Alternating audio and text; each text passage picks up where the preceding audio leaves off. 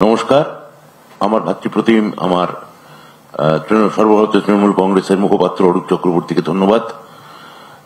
আমি একটু আগে বিকাশ ভবন থেকে আমার মন্ত্রকের দায়িত্বপ্রাপ্ত হিসেবে আমি একটা সাংবাদিক বৈঠক করেছি।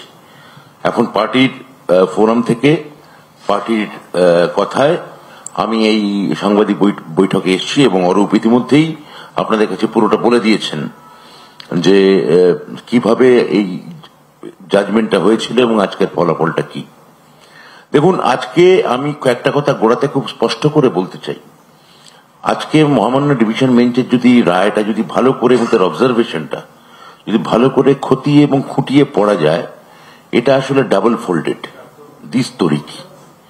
একটা স্তর 32,000 বাংলার ভাই বোনদের শিক্ষকদের চাকরি সুরক্ষিত রাখলো। আরেকটা স্তর, দ্বিতীয় স্তর, যেটা দেখা যাচ্ছে না, সেটা হচ্ছে ছত্রে ছত্রে সিঙ্গেল বেঞ্চের রায়কে সমালোচনা করলো, ছত্রে ছত্রে এসএসসির রায়কে সমালোচনা করলো। আমি দু তিনটা অবজারভেশন আজকে মাননীয় বিচারপতিদের আজকে আমি উল্লেখ করতে চাই। এক, আজকে বলা হয়েছে বিচারকদের কাজ, মহামান্য আদালত বলছেন বিচারকদের কাজ অনুবীক্ষণ যন্ত্র দিয়ে খুঁত বার করার নয়। দুই, আমরা বিচারকরা কেউ মধ্যযুগের নাইট নই যে ছদ্মবেশে মাথায় হেলমেট পরে রাতের অন্ধকারে সমাজের ভালো মন্দ খুঁজতে বেরোবো। তিন, আমাদের কখনোই অতি সক্রিয় হওয়া উচিত নয়। চার, এতদিন পরে তাদের উপর নতুন করে পরীক্ষা চাপানো যায় না, এতদিন পরে তাদের উপর নতুন করে পরীক্ষা চাপানো যায় না। সকলকে, সমস্ত পরিবারকে যে ভয়াবহ অপমান করা হয় এই জাজের যদি চাকরি খাওয়ার পরে, তার দায় কি সমাজ নেবে?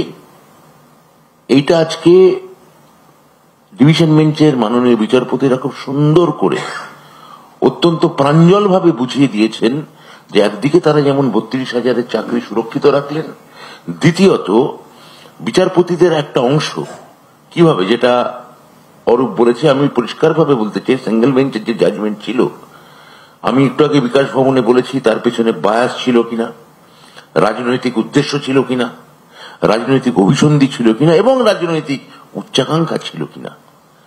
26,000-এর চাকরি গেল, আপনি এমপি হলেন, চাকরি খাওয়ার বিনিময়ে কি আপনি এমপি হলেন? চাকরি খেয়েছেন বলে আপনি কি তাহলে ভগবান হলেন? ভগবান, তারপর দেখা গেল ভগবান তার চুব্বা ছাড়লেন, এখন ভগবান নিদ্রা গিয়েছেন, গোলযোগ সইতে পারেন না, কথা বলো না, চুপ, কেউ শব্দ করো না। এই যে আমি কথা বলবো, আমি ভগবান, বাকি সব চুপ করে থাকবে, বাকি আমি যা বলবো তা মেনে নেবে, কেননা সমাজে নায়ক খুঁজছে, সমাজের নায়ক চাই। সমাজে যদি নায়ক না হয় সমাজের কষ্ট হয়। So search for a new hero.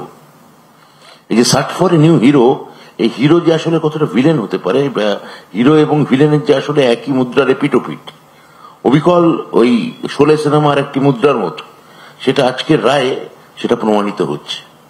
ভগবান শয়তানে পরিণত হয়েছেন, হিরো ভিলেনে পরিণত হয়েছেন। আজকে মাননীয় বিচারপতিদের রায় থেকে এবং অবজারভেশন থেকে সেটা পরিষ্কার ছত্রে ছত্রে বোঝা যাচ্ছে। আমি আমার দলীয় প্ল্যাটফর্ম থেকে যেটা বলতে পারি, যে পক্ষপাত যে 26,000 এসএসসি চাকরির হারাদের প্রতি আপনারা দেখালেন, আমাদের কাজ হচ্ছে, এখন আমাদের 32,000 চাকরি সুরক্ষিত থাকলো, এখন আমাদের কাজ হচ্ছে দলীয় স্তরে মন্ত্রক এবং এসএসসি যাতে স্বচ্ছতার সঙ্গে মেধার ভিত্তিতে এই 26,000-এর হাতে আবার যাতে নতুন করে মাথা উঁচু করে সমাজে যাতে তারা দাঁড়াতে পারে, তাদের পরিবারের ওপর বিচারপতিদের ভাষায় যে অপমান করা হয়েছে সেই অপমানের যাতে আবার পুনরুদ্ধার হয়, তারা যাতে মাথা উঁচু করে সগর্বে আবার স্কুলে যেতে পারেন, সেটাকে মাননীয় মুখ্যমন্ত্রীর প্রতিনিধি হিসেবে, মমতা বন্দ্যোপাধ্যায়ের প্রতিনিধি হিসেবে, আমাদের দলনেতা অভিষেক বন্দ্যোপাধ্যায়ের প্রতিনিধি হিসেবে আমি দলীয় স্তরেও সেটা আমি মন্ত্রককে বলবো সেটা যেন সুনিশ্চিত করে। এটা আমি দলীয় স্তর থেকে বলছি।